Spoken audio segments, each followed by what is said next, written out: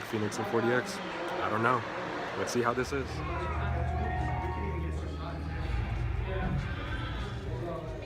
I hope this is an okay movie. Let's go in. Cannot wait to get my blackjack on. Sounds like you've got this. Yeah, definitely. Get a discount up to 30% with Drive Safe and Save.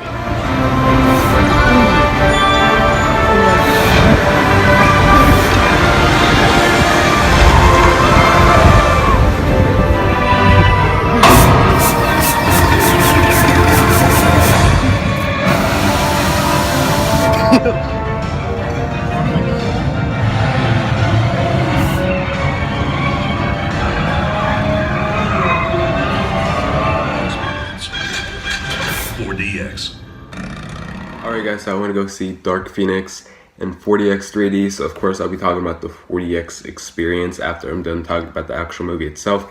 But anyways, let's talk about Dark Phoenix. Dark Phoenix, not a movie that I was really excited for, and it really sucks saying that, because I was just rewatching the X-Men movies over the weekend before watching Dark Phoenix, and it really came to me how much these X-Men movies really mean a lot, not just to me, of course to people around the world, obviously, and how much it really did, the first X-Men movie and the first Sam Raimi Spider-Man movie, how much those two specific movies helped change the perspective of comic book movies and the comic book genre, and how big they are thanks to those two movies. And of course, those two movies are also really responsible for my love for comic book movies. It's actually, the comic book genre is my favorite genre in movies. And of course, just take a look at my wall. Almost everything, every poster up there has to do with a comic book franchise, and it just means a lot to me. So hearing me say that Dark Phoenix wasn't really something I was anticipating really kind of sucks. But I'll tell you guys something, Dark Phoenix, while it's not a terrible movie, it's not a great movie, but it's something. It's definitely something. So first of all, I always start with the positives of the things I liked. Right now, I'm gonna start with the negatives though, of the things I did not like about this movie.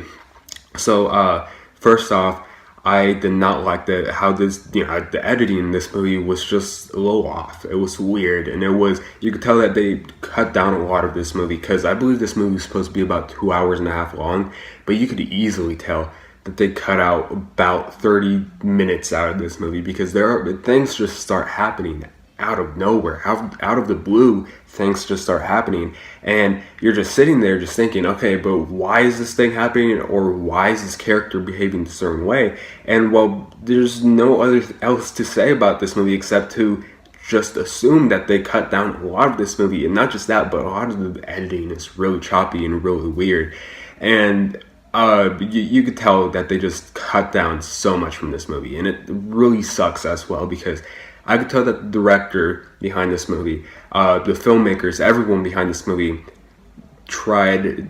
I could tell that they gave us all of their efforts to make this the perfect finale to the X-Men franchise. Unfortunately, it wasn't really that. At least you could tell that there was some effort put into this movie, but it was mainly the editing that kind of killed this movie a little bit more.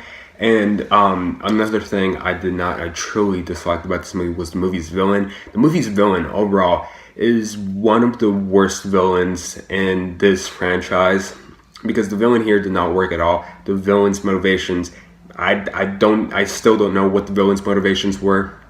The villain was underdeveloped. The villain was underexplained. It took me, Jessica Chastain, she's, I guess, she's the villain of this movie, I guess you could say.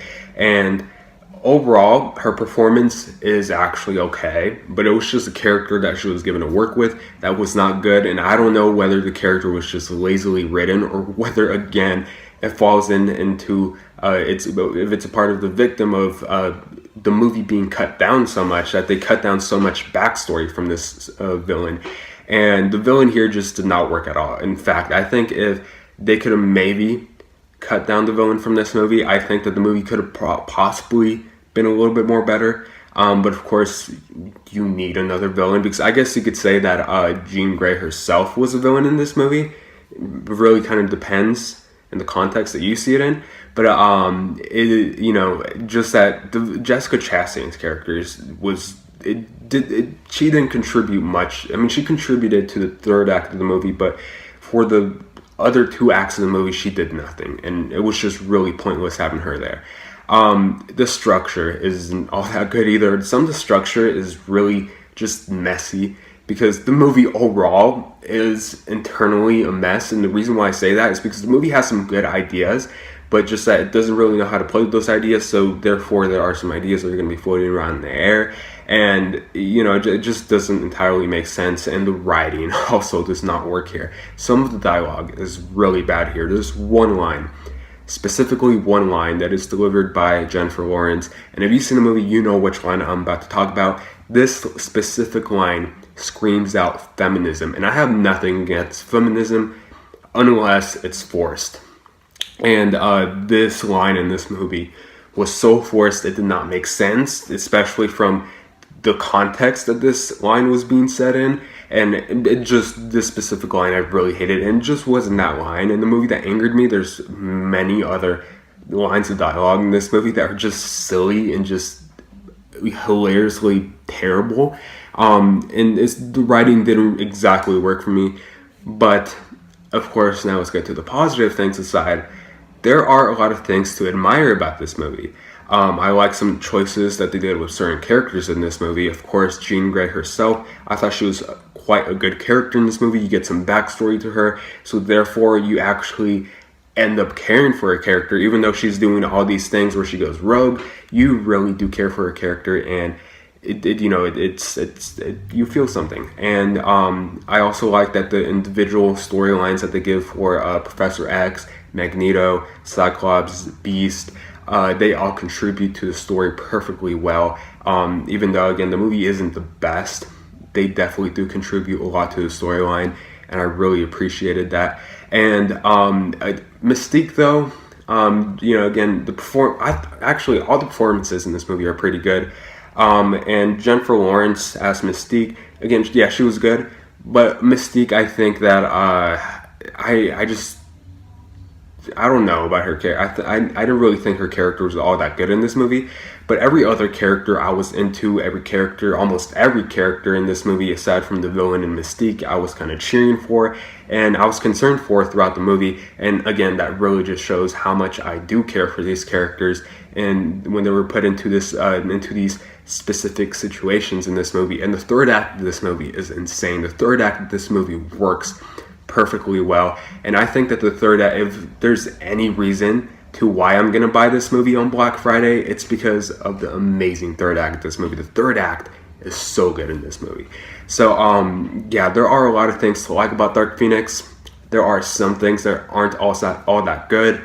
But Dark Phoenix, overall, when it comes to this movie, this is a guilty pleasure. It's nothing perfect. It's nothing terrible, though. It's not as bad as people are making it out to be. If you like the X-Men movies, definitely go watch Dark Phoenix. You're really going to like it. If you don't like the X-Men movies, then there's no reason for you guys to watch this movie, because it's not like Dark Phoenix is going to make you love or like X-Men. So unless you're a X-Men fan or a Marvel fan or something like that, I would recommend this movie. And the letter grade that I'm about to give this movie would mean that I would recommend renting this movie. But just because that third act is just so insane, and it's just on it's on a smaller scale compared to other X-Men movies, but at the same time, it's on its own big scale, and it really works out. So, with that being said, I would recommend a theatrical experience for this movie. I'd recommend a matinee for this movie. With that being said, I'm gonna give Dark Phoenix a C+. So when I saw John Wick Chapter 3 in 4DX a few weeks ago, I told you guys that this 4DX format is more suited for something like a big blockbuster, such as movies like Godzilla, or of course comic book movies like Dark Phoenix. And I took a chance and I saw Dark Phoenix, which I was originally going to see in IMAX. I like watching Marvel movies in IMAX more, but I took the chance and I watched it in 4DX. And let me tell you, Dark Phoenix was an insane experience in 4DX. The seats, oh my god, they intensely move. I ate a meal before watching this movie, and I'm not gonna lie, at first the seat was moving so much to a point where, not where I was getting sick, but to a point where I kind of regretted eating anything beforehand. And the seat was just intense rumbling and intense movements throughout.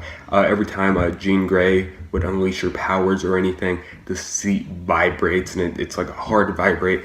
And during those action scenes with, you know, every character, especially Nightcrawler, the scenes move all over the place like crazy. Not to a point where it gets distracting. I didn't think it was distracting. Maybe at first for some of you guys it'll be distracting, but eventually you'll get used to the movement of the seats. And it could be a little too much sometimes, but it adds a lot more fun to the experience. It just makes watching this movie a lot more fun, a lot more lively. And of course the movement of the seats weren't the only thing. Of course, there's a scene where it rains and it starts raining in the theater. There are scenes where they throw water at you, scenes where you could smell the environment, a lot of wind. There's every time they're shooting a gun or something, they have those holes right next to your ears, so it just goes you know, it makes that sound, it makes that effect that the bullets are passing by your ear. And as for the 3D of this movie, the 3D had really good depth. The 3D doesn't really pop or stand out as much till the third act sequence of the movie where all the action starts going down. But overall, I don't think that the 3D is a requirement. But if you're going to see it in 4DX, might as well, because the 3D at least adds an extra layer to that 4DX experience. But I highly recommend the 4DX experience for this movie because it was insane. So yeah, that leads to a question to you guys. Have you guys seen Dark Phoenix? If you guys seen it, what did you guys think about it? Tell me in the comment section down below. As always, thanks so much for watching. Please like and subscribe, and I'll see you guys later. Bye.